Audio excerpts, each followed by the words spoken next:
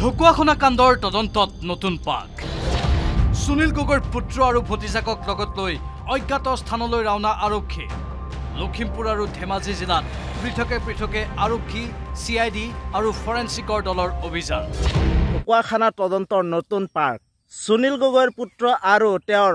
লগৰ সহপাঠী এটা অজ্ঞাত স্থানলৈ ৰাওনা আৰক্ষী লখিমপুৰ আৰু ধেমাজি জিলাৰ পৃথকে পৃথকে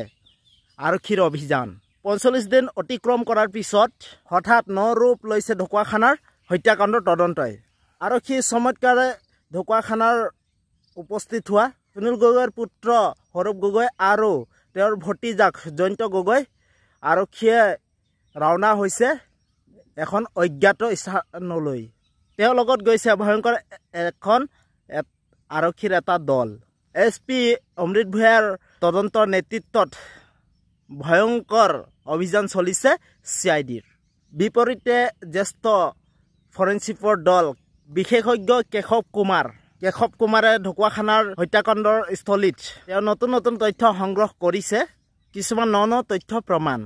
৪৫ দিনৰ পিছত আৰক্ষী চিআইডি আৰু ভয়ংকৰ বৃহৎ ফৰেনচিকৰ দল তেওঁলোকে তদন্ত কৰিছে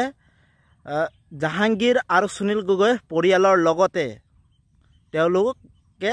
তদন্ত কৰিছে আৰু তেওঁ সকলো হাপতীয়া গাঁৱৰ ৰাজ্যক লৈ আৰু এটা ভয়ংকৰ ডাঙৰ কথা যেহেতু নেকি সুনীল গগৈ এতিয়াও জীয়াই আছে এইটো প্ৰমাণ এতিয়ালৈকে দিব পৰা নাই কিন্তু চিআইডিয়ে কৈছে যে সংযুক্তা পৰাশৰে কৈছে সুনীল গগৈ এতিয়ালৈকে জীয়াই আছে আৰু তেওঁ পলাতক অৱস্থাত আছে বুলি সংযুক্তা পৰাশৰে সুনীল গগৈৰ পত্নী পুষ্পা গগৈক কৈছে কিন্তু এতিয়াও উলিয়াব পৰা নাই সুনীল গগৈ ক'ত আছে কি কৰি আছে কোন জাগাত বাখৰ পাতি তেওঁ জীৱিত অৱস্থাত আছে এতিয়ালৈকে প্ৰমাণ দিব পৰা নাই কিন্তু কৈছে সুনীল গগৈ এতিয়ালৈকে জীয়াই আছে সংযুক্তা পৰাশৰে আৰু জাহাংগীৰৰ এতিয়ালৈকে চিহ্ন মুণ্ড এতিয়ালৈকে উলিয়াব পৰা নাই জাহাংগীৰৰ যেহেতু নেকি সুনীল গগৈ এতিয়ালৈকে কোন জাগাত আছে কেনেকৈ আছে তেওঁক যদি কোনোবাই যদি উলিয়াই দিব পাৰে প্ৰমাণ দিব পাৰে বা উলিয়াই দিব পাৰে ৫০,০০০ টকাও পুৰস্কাৰ দিম বুলি ঘোষণা কৰিছিল আৰক্ষী দলে কিন্তু গোপনভাৱে ৰাখিব সেই যিহেতু নেকি সুনীল গগৈক কোনে উলিয়াই দিব সেইটো গোপনভাৱে ৰাখিম বুলি কৈছিল এতিয়ালৈকে কিন্তু কোনো সন্ধান বিচাৰি পোৱা নাই সুনীল গগৈ তাৰ মাজতে জ্যেষ্ঠ কেশৱ কুমাৰে ঘটনাস্থলীত ন তথ্য উদ্ধাৰ কৰিছে আৰু ফৰেনচিকৰ দল গোটেই গাঁওবাসীক সোধপোছ কৰিছে আৰু তদন্ত অব্যাহত ৰাখিছে চিআইডি দলে ঢকুৱাখানা তদন্তই অধিক ৰহস্যজনক কৰি তুলিছে যিহেতু নেকি হত্যাকাণ্ডৰ কোনে হত্যা কৰিছিল জাহাংগীৰক তেওঁৰ চিহ্নমুণ্ড ক'ত আছে আৰু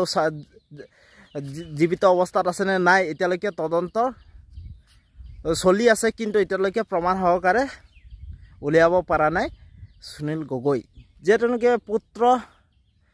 সৌৰভ গগৈ আৰু ভতিজাক জয়ন্ত গগৈ